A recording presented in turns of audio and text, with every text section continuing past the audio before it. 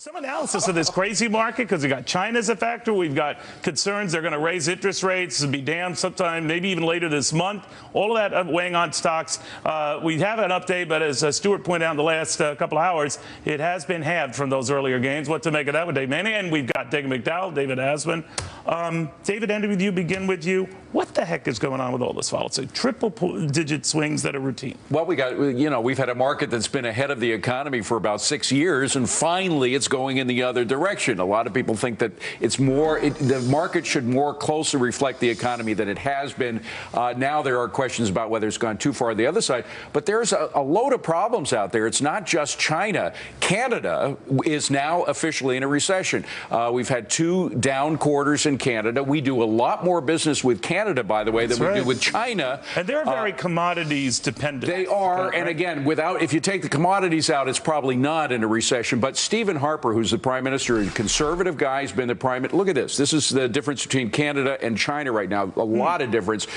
Stephen Harper, who is a conservative to the north, is a prime minister. He's been prime minister for 9 years. There's an election coming up in October 19th. He might lose that election to one of the Greenies or the socialists that are running against him. That could be bad. That could make this situation even worse than it already is. You know what I love about Canadians, though? Their whole election cycle is 60 days. 60 days from the point of an announced election. Praise the baby Jesus. Praise, right? What do you make of this? This is a China story related to the complete collapse in the commodities bubble around the globe, and that's why you're not just seeing weakness. Canada is a resource-rich country, but you also see Australia near a recession for the first time in 24 years. You see China's weakness. You see what China's weakness has done to Brazil, even exports out of South Korea we are down seeing double evidence digits. of that, aren't we? More and more. So you have a collapse in the commodity bubble. You see, here in the United States, it will hurt our energy companies. It is hurting.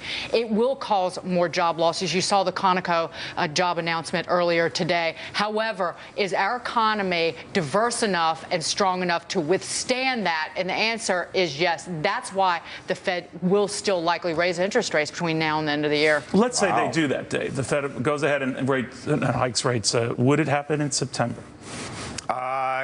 Probably, but but that's anyone's guess, right? I mean, well, I really rely on you to answer. I live in Denver, and out in Denver, nobody's paying attention to that, and I suspect that most of the places, north and west of here, it's the same thing. It's like that's not the factor. There's all sorts of uncertainty around the way the rest of the country looks at the economy. All the things we were talking about. Biggest trading partner with problems. Oil prices sort of going, insane. China with its problems. My sense is that there's a lot of uncertainty around our politics and our regulatory state and the rest of the world's economy. And I think that could shave growth off of the U.S. economy. I'm wondering if that's what's going on with oil. If you think about it, guys, that oil itself is reflecting more of these concerns about the overall world economy. Sure it is. But again, the oil has a lot to do with all the production that's going on. Saudi Arabia is not going to slow down in their production. So I just got to. The Saudi minister said we'd prefer prices at $65, $70 a barrel. Yeah, but we're not going to end production. Pounds. Yeah, exactly. No, they're doing nothing about it because, frankly, I don't think they can do anything about it. Joe Pistar, we had an oil guy on yesterday on After the Bell who said there's no Saudi Arabia has lost its pricing power on oil because of what's happening in the rest of the world, even with the drop in the price of commodities. They thought they were going to pull one over on the United States. They were going to pump more. They were going to take market share. What happened is all the fracking companies, because they're deeply in debt, said, hey, we need to make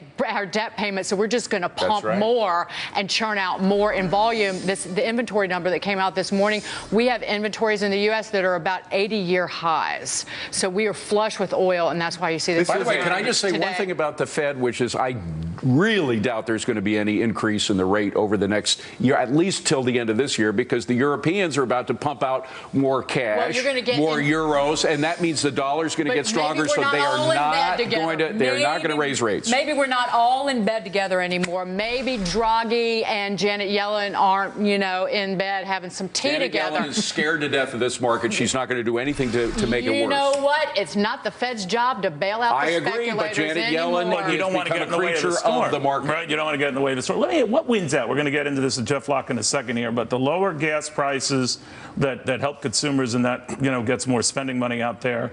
But the flip side is we know that 56,000 oil-related jobs have been lost this summer, and we know that oil plays a disproportionate factor on the overall markets. What wins out? My guess is that what you're going to see is more of the same, right? We now have had coming up on 7 years of wobbliness and no real kind of traction or economic growth. My sense is you got a consumer boon from the gas prices, and you have countering it this kind of foreign ailment, right? What wins out? Biggest I trading want you to partner. answer one question. What wins out? I think stasis wins out. Like nothing. That's a brilliant answer. Thank it's you. not an answer. By the Thank way, you. the fabulous, Stasis is a big word. Yes, it is. the very fine people in South Carolina are enjoying the first state average below $2 a gallon this is very that right? day. Nice. First state below $2, and a whole lot more heading in the same direction. So enjoy. It's 1973. Go on a in road reverse. trip. Yeah, in reverse. In reverse. Go on a road trip with a family you hate. Yeah, there you go. You always have to drag it down. Always drag it down. Guys, I want to thank you very, very much.